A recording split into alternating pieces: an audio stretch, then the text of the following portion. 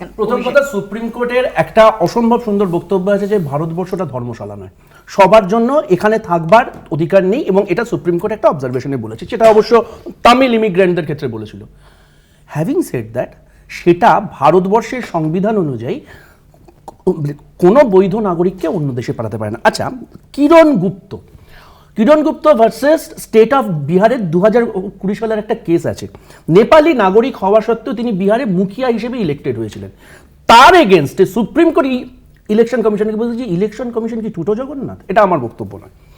এছাড়াও আমরা জানি যে বিআরএস এর একজন সাংসদ এবং এমএলএ অন্য দেশের নাগরিকত্ব, জার্মান নাগরিকত্ব থাকার দরুন তার সেই জিনিসগুলো, তার লেজিসলেশন বাতিল হয়েছে। রাহুল ভিঞ্চিরও নাকি অনেক কিছু রয়েছে। স্বপ্নের কথা স্বপ্নে আলোচনা করা যাবে। আপনার নেতা রাহুল ভিঞ্চি, যে ভদ্রলোক নাকি মারা গেছে, যে ভদ্রলোক নাকি মারা গেছে, আমরা সার্টিফিকেট দেখতে চাই না।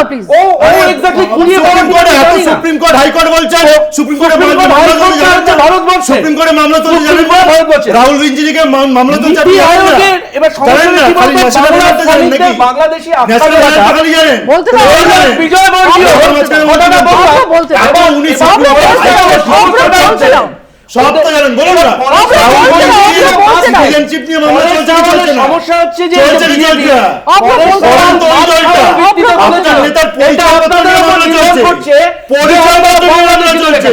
এবার ওর পরিচয়টা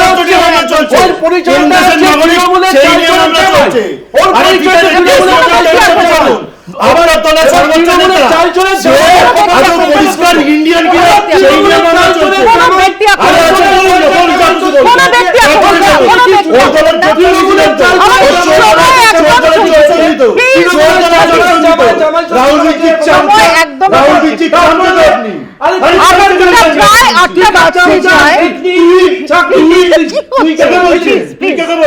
না, প্লিজ